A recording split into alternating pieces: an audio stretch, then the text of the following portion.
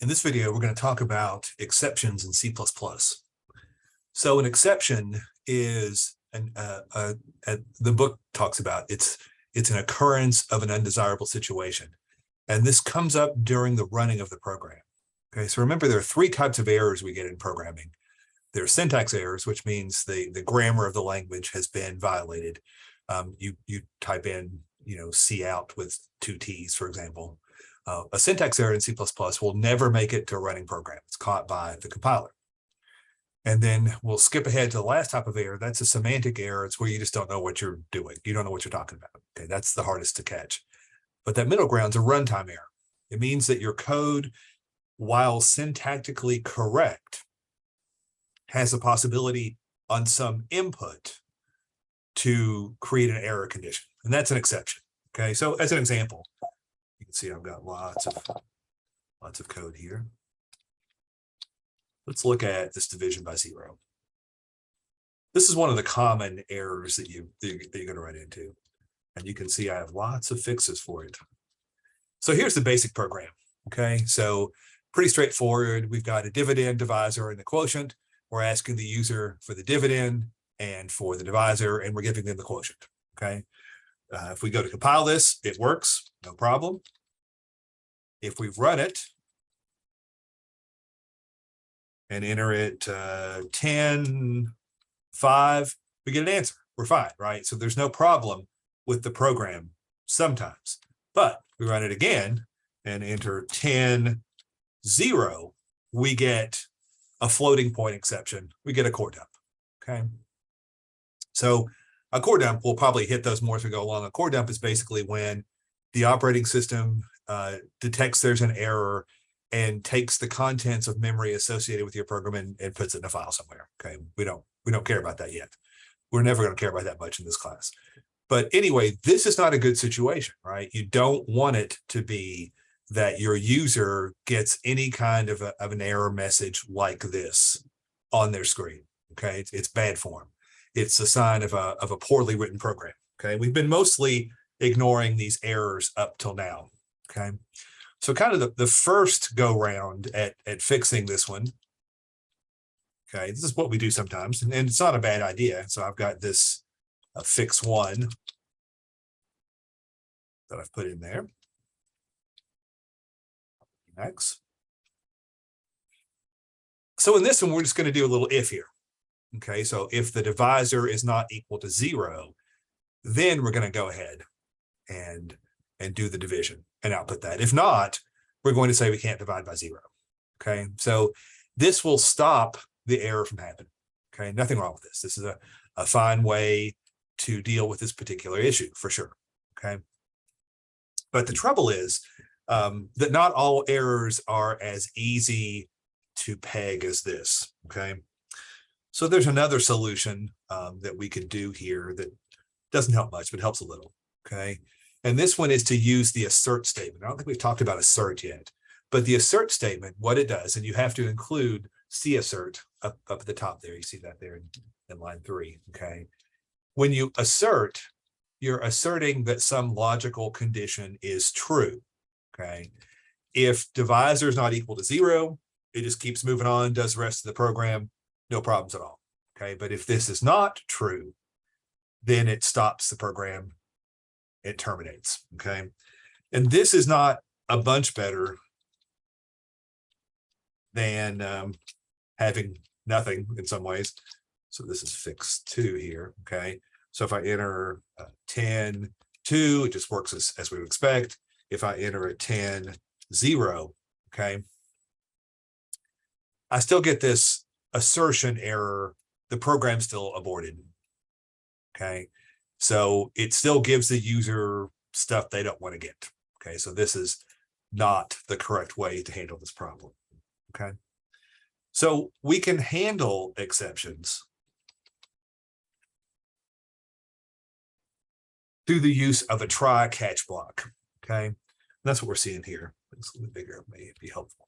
Okay, I have glare on my screen, which I assume that you're not seeing since it's recorded internally. So we don't have to include anything different. Okay, but what we're doing, we're adding this keyword try here. Okay, and then it's in a block. So there's a curly brace here. curly brace there. So we're looking for errors in this block only. If there's an error outside the block, it's not going to be caught. Okay, it'll just go on and do whatever it was going to do. Okay, so this time we're doing the if divisor equals 0. We're using the throw keyword to throw a 0 error. Okay, the other part of this, it's a try catch block, is down here where we're catching that integer error. Okay, the integer exception, and we're doing a division by 0 error. Okay, so if you do it in this case, you're not going to be able, you won't have it just going nowhere. You have some control. Okay, it's also possible that you could ask them to re-enter the number. Lots of options. These are just simple examples. Okay, so in addition to throwing your own exceptions, there's a whole mechanism built in. Okay, in chapter 14, I think in the book, talks about that. Okay, and that that error handling, exception handling, is a lot more powerful than doing it yourself. Okay, there are some built-in conditions, some built-in errors through the standard exception. So STD : like C out CN, there are these exceptions. Okay, and these are things such as bad memory allocation, bad typecast, bad type ID, length error, things like that. Okay, so you can use these built-in errors, these built-in exceptions as well when you're creating programs. Okay, so you can also, there's an exception class that you can inherit from that to make custom exceptions for your program. Okay, and this makes sense to do. Okay, when we were back in Python has a whole bunch of built-in errors, so many that you probably don't need any extras on your own. But remember that C++ is more of a do-it-yourself kit. Okay, so there will be times when we'll want to create a pretty rigorous exception system so we can really understand what's happening in our programs.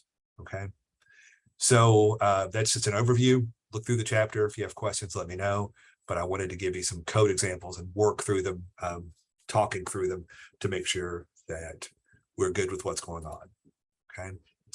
There is one other thing. This is an extra add-in that was in chapter 13. We're not really covering chapter 13. Chapter 13, I'm going to assume that you've had before. Okay, but I do want to talk. Let's see, I do want to talk about operation overloading. Okay. So overloading. Okay, and this is something we're going to see.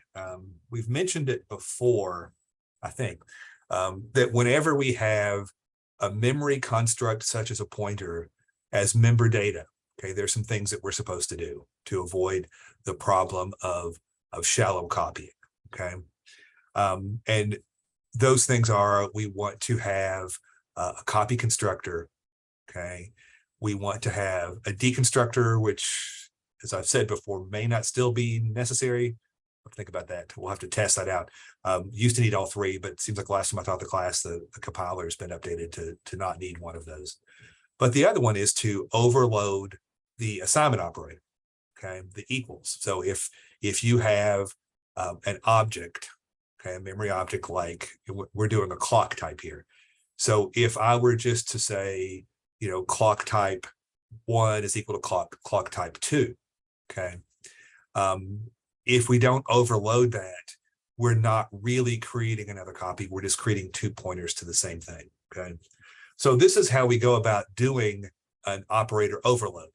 Again, I assume you've seen this. If not, it's in chapter 13. Okay, in this case, we're not overloading the assignment operator, the single equal sign. We're overloading the equality operator, the two equal signs. Okay, so we just have your basic clock type here. The book's used this example before. So we have, I like to go to the beginning first, that we have here the ints for hours, HR, min, and sec for hours, minutes, seconds. Okay, and then we have our set time function. Okay, which they're doing it in a different order. I always like to do accessors and mutators. They're doing the well, I guess there's not an accessor, so they're doing the mutator here, where you're able to set the hours, minutes, and seconds. They've also got a print time function. I've just made mine super simple with the colons between. And here, and then down here's the constructor, which just uses a set time, which is easy enough.